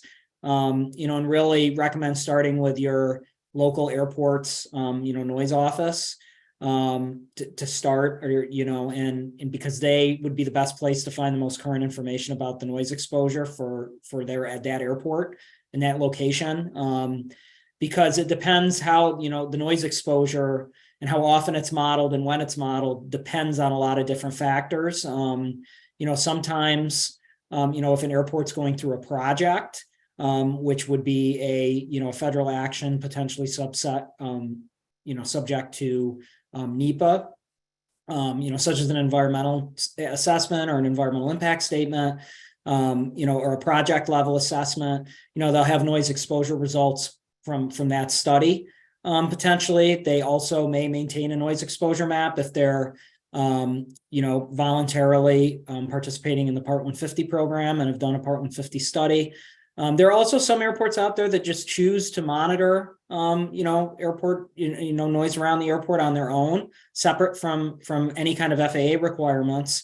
or in some model noise exposure as well, just for informational purposes. So when that's modeled and how that's monitored, it can really depend. It could be quarterly, annually, or monthly. Some airports do, all those kinds of reports, but those are ones that the airport sponsor has chosen to do, or airport operator, and not necessarily, but you're not required by FAA to do so. They're choosing to do so on their own. So, really it depends. And in terms of if you want to find your own noise exposure, where you are located, it really depends on the airport and, the different things going on at that airport. At the time, they could have had a recently completed project, where they've done some modeling, for an EA or EIS, as I noted, or maybe they had a recent Part 150 study that was done, or they may, choose to do some reporting on their own for, community disclosure purposes. Thanks, Adam. I think BTS also has the transportation noise map that people could look at as well. Okay, so next question. I'm sorry, Don, if I... Oh, sure, Andrew, sorry, go ahead. Sure, no problem. Yeah, I just wanted to add on and just clarify is when we're talking about noise exposure, we're talking in terms of compatibility in accordance with the compatible land use guidelines established by Part 150. And Adam was talking about potentially a NEPA analysis that may have been done recently. And I do want to say that on the national FAA.gov site under airports, under the environmental program, there is a site regarding airport noise that contains a full history of Part 150 studies in planning that has been done under Part 150.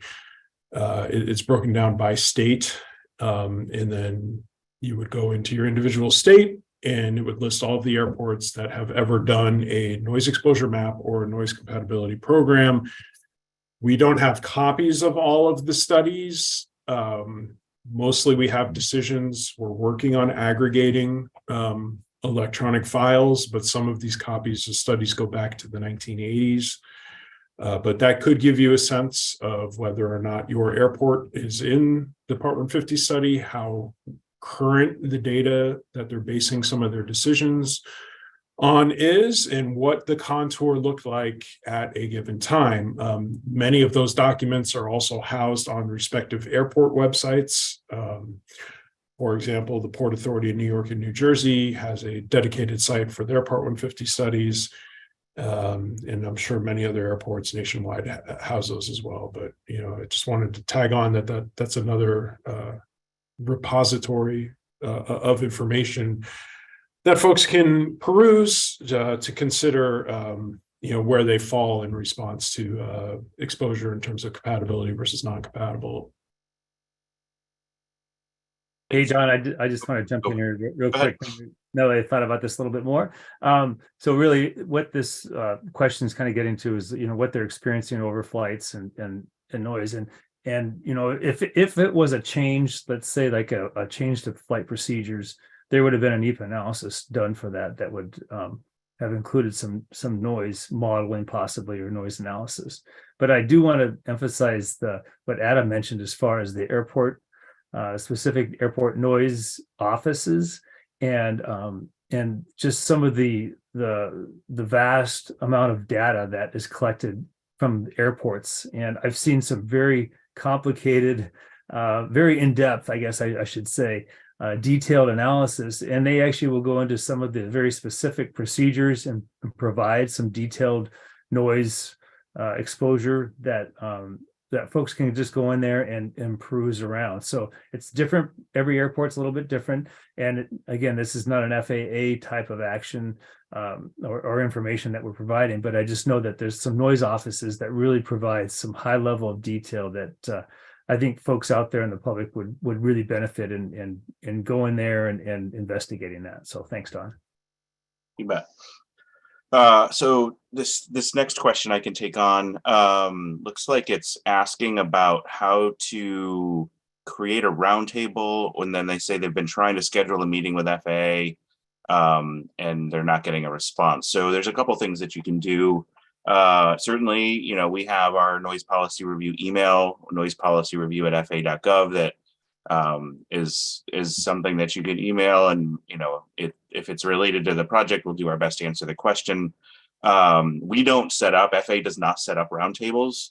Roundtables, noise working groups, and other community organizations are usually established by the local airport, and we're invited, FA is invited as an expert to sort of participate in those discussions. So if you're interested in your airport creating one, I'd suggest you reach out to your airport. You can also, if you have questions, you can reach out to the regional administrator's office in your region, or the regional ombudsman. And all of those email addresses and contact information can be found by going to fa.gov/noise. And then about towards the top of the page, there's a heading called How to File a Noise Complaint. If you need further assistance, is a link that you can click. And if you go through there, you'll be able to find how to contact the FA folks in your region. There was one other question I wanted to answer quickly. Someone asked about whether they post a comment on the docket, should they go to our website, fa.gov/noise policy review. That's one way to get to the docket. And if you look at the top of that page, there's a box. There's a link to the docket on there that you can use directly.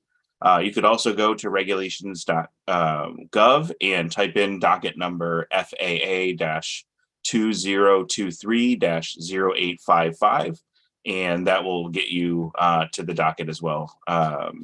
And yeah, I think the third way is if you search the Federal Register notice for this notice, there would be a link to submit comments as well. So a couple different ways to get to the spot where you can submit comments. Let's see, Andrew, we have a question here that I think you answered a similar one in an earlier webinar. Maybe you could take a shot at it again. The question is, perhaps, or it's somewhat of a comment, perhaps the FAA should consider taking up residence in a community negatively impacted by concentrated and repeated noise. If so, FAA would have a true lived experience. Sure, Don, thank you.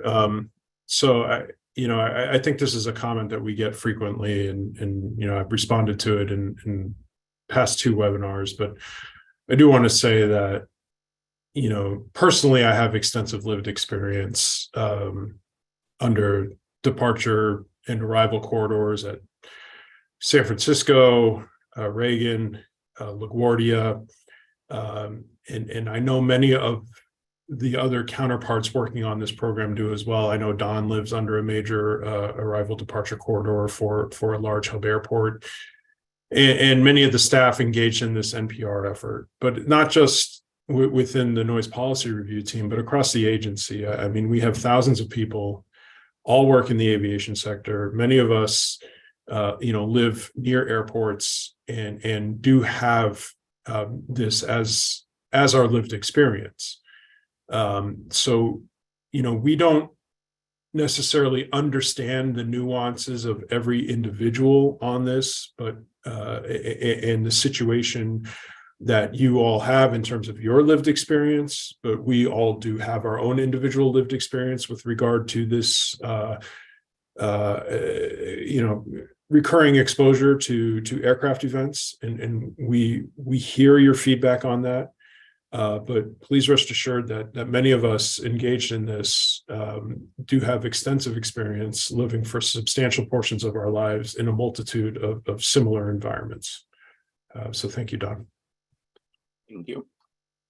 Let's see, I'm going to give you all an opportunity to answer this next question or comment.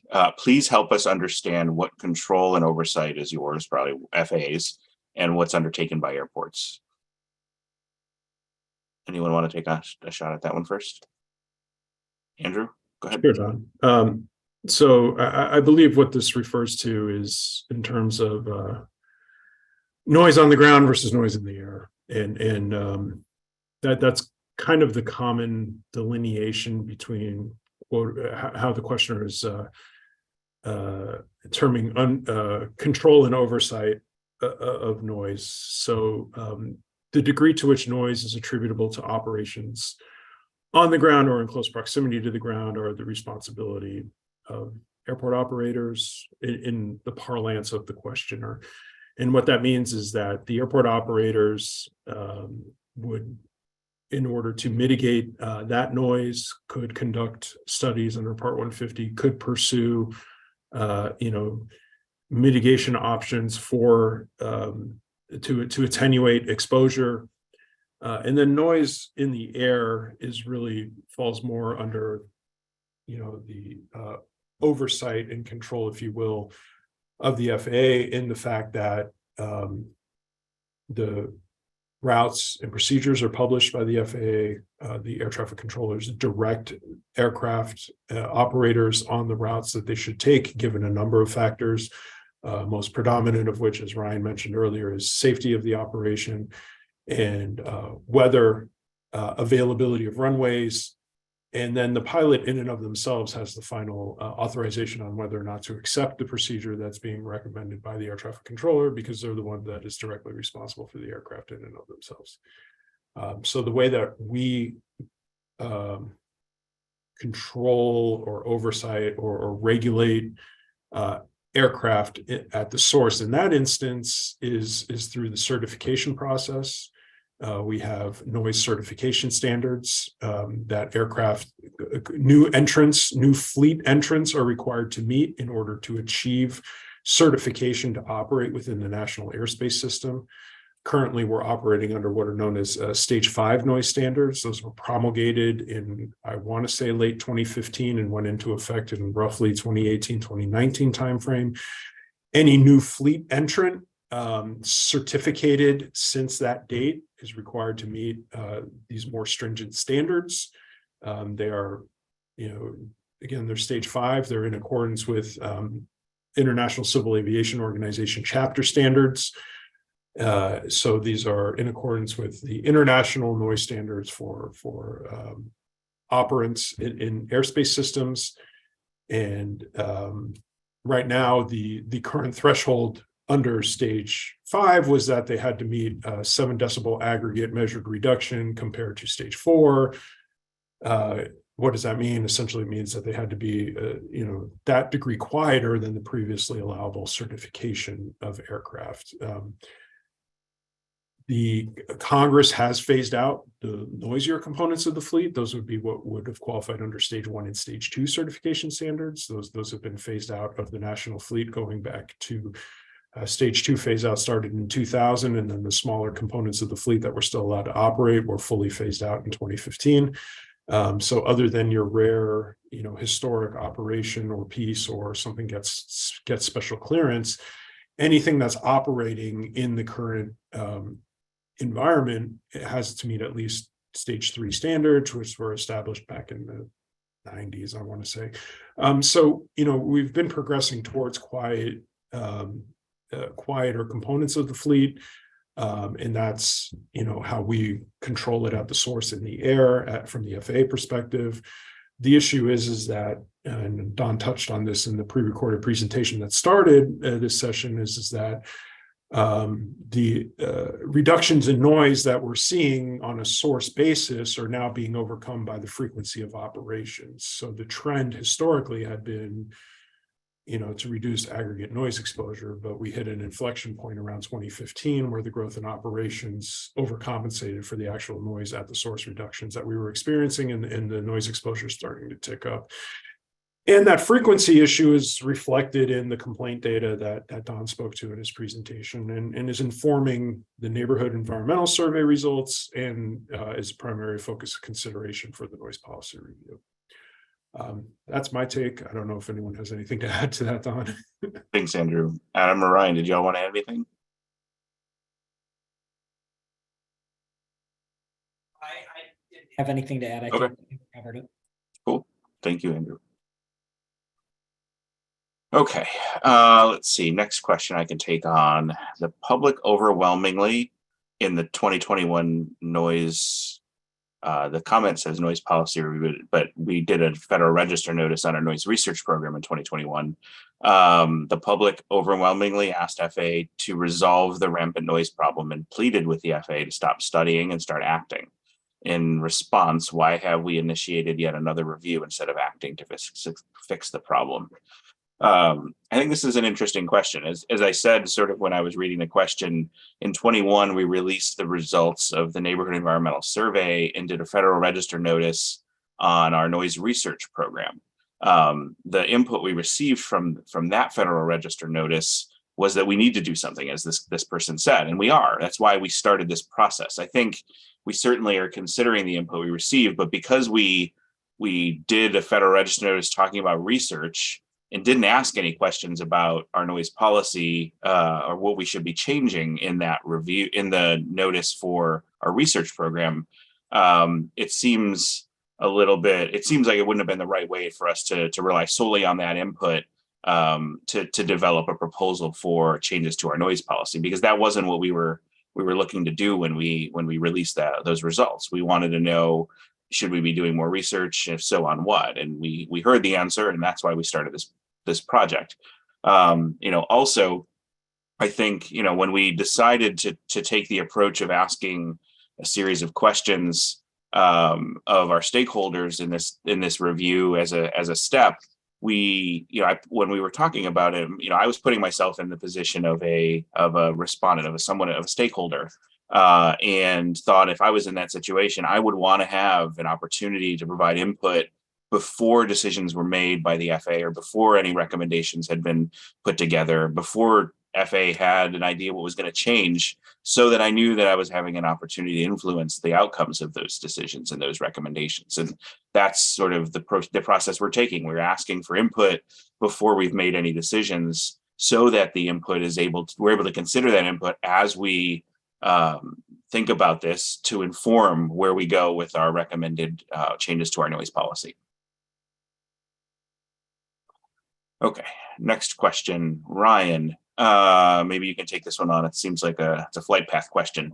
When designing flight paths, does FAA consider current noise levels in areas? For this person's observation, in the busier areas, the aircraft noise is not as noticeable comparing to quieter areas where sudden noise has a more destructive impact. Yeah, so good question in regards to the NEPA process and how we have to analyze looking forward. And I know a lot of questions and comments have come about, it's like, why don't we just fly them as a test and see what the response is, and then come back and design them as final. And NEPA doesn't really lend itself to experimenting with things like that, where flight paths are, we pretty much have to look at them from a proposed action. We have an alternative that we're looking at. Let's say our alternative is to shift a flight track over, or to change it into an RNAV procedure, a next gen procedure. What we do with that is we typically take a bundle of flight tracks, a time period, a 30-day, 60-day, a year period, and we take those flight tracks and we put them into our noise model, and we say, okay, what is our baseline modeled noise? And then we take the proposed action or the alternative and say, okay, now with this change, what does the noise model then predict for the changes using the what we call centroids? And really what that does is predict noise in a very discrete manner across a large geographic area, so that we can then go back and say, we know what the DNL levels are. And again, that is our current noise metric, is DNL as our primary decision-making metric. And then we can go back and say, okay, according to the model, this is our baseline, and then this is our new proposed alternative, and this is the delta, or the changes between them, whether they're positive or negative. And so with that, we can do this comparison, and we can also make sure that we're accounting for the existing noise that's in the area by using those existing flight tracks. And so that's the best way, and that's really the way that we kind of have to do it. I know there's been a lot of suggestions about noise monitoring, go out and putting monitors out there. And I think Adam touched upon a lot of the difficulties with that, and how we have to be in the NEPA process predictive, and not so much go out and do it and then see what the results are. We have to actually predict what the anticipated impacts are. So that's kind of it in a nutshell on how we design and consider existing noise. Thanks, Don. Thank you, Ryan. Let's see, Adam, next one can be for you. What information can be provided to prevent a number above metric or any metric with a noise level that's too high that the FAA may select? So I'm guessing this commenter is maybe wondering what kind of information should they contribute in their comment to sort of inform where we go with these things? Yeah, I think what they're trying to say is, how do we provide a comment that basically says, don't select a level that's this high, or this level's too high, or don't use this metric, right? So, really, the best information is, and it's really one of the core tasks that we're taking on in this, is looking at the other potential metrics and thresholds. And, that's going to consider, the appropriate level of any to set as far as a threshold for any of the metrics we use, some or maybe all of them. It depends on what metrics we use, and we end up, zeroing in on part of this process and what metrics are suggested and feedback to this FRN and submitted as comments. And, that includes also, we're seeking feedback from folks on what, people think the appropriate level of a threshold should be, for various metrics. So, really the best way to prevent, I guess, a certain threshold level from being set that's too high for a given metric, whether that be number above or, any of the other ones that we're considering, or the ones that are suggested, is really to submit a comment to the docket,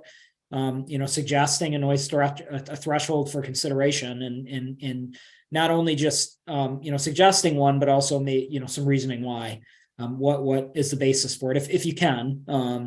It would be most helpful if you could really explain that in your submission, why this particular threshold should be used and what makes sense for why we should be selecting it. So really the best answer to the question is really just to submit a comment about the thresholds that you would like to see and your reasoning behind it. Thanks, Adam. Andrew, I just wanted to add something, and then I'll let you fill in too.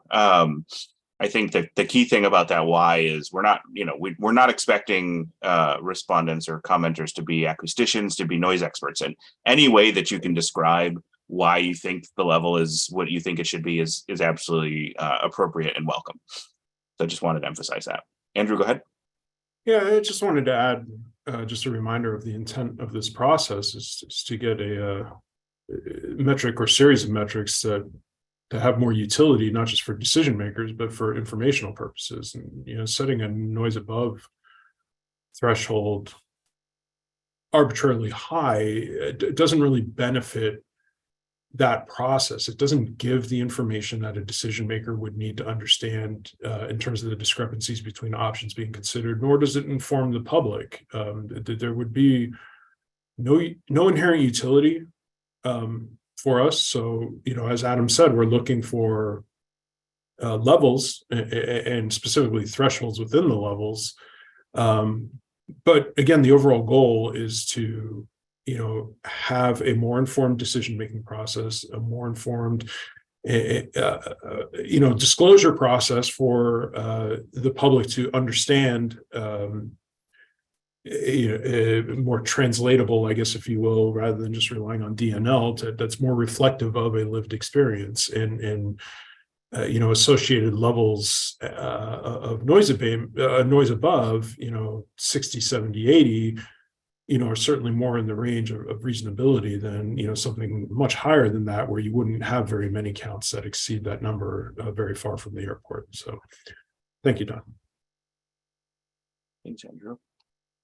Let's see, I have a question I can take on here. After the request for comments, will the FAA ask for comments from external stakeholders on any or some of its noise policy proposals before decisions are made, and describe how FAA will adequately consider their input? If so, what external stakeholders would be consulted? So our plan does not include consultation with external stakeholders, because in our view, that would run counter to our stated goal of transparency, equity, and inclusion. We will identify our recommendations and how we considered the public's input on this Federal Register notice. We plan to do that through the publication of another notice that would announce the input we received and how we considered it in developing recommended revisions to noise policy. And we did say that was our intent in the current Federal Register notice. We expect that future notice to identify the elements of the noise policy that we'll be modifying and explain how we would recommend going about doing that revision. We'll identify subsequent actions that we need to take to implement those recommendations, and whether a future change of the policy will be implemented through proposed rulemaking or other administrative actions. That notice will identify the FAA office that is primarily responsible for implementing the recommendation, the recommended revisions, and identify with specificity the regulation, order, guidance, policy statements that will be modified. And then finally, that notice will also set forth how the public can continue to participate and provide input in that process as we propose revisions to relevant documents. Adam, next one for you. Are today's questions going to be added to the comment period docket of questions?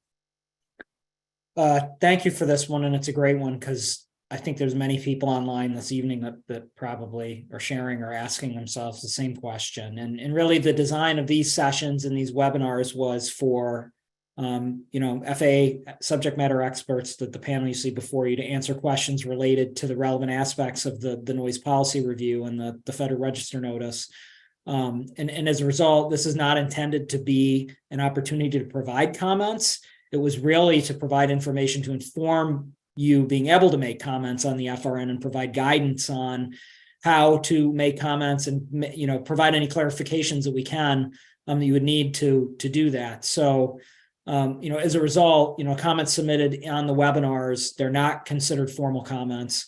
They're questions, and really, again, the intent of these webinars was to help inform, allowing folks to make those comments to the docket. So, we would encourage you, if you feel that, you made a comment tonight that you want to have considered, to go to the docket, which again is at FAA-2023-0855 on regulations.gov, to provide your comment, or go to our NPR website or landing page, which is at www.fa.gov/noise policy review.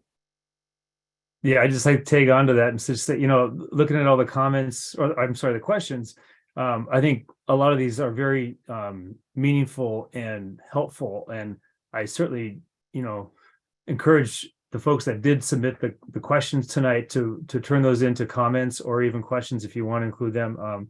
But I think those are the types of things that are super beneficial. And like Adam said, this was supposed to be kind of a dialogue type of process where we provide the information on the questions. But I think the questions have been really, really good. And I encourage whoever's out there doing those to submit them in the time period before July 31st. So yeah, thanks.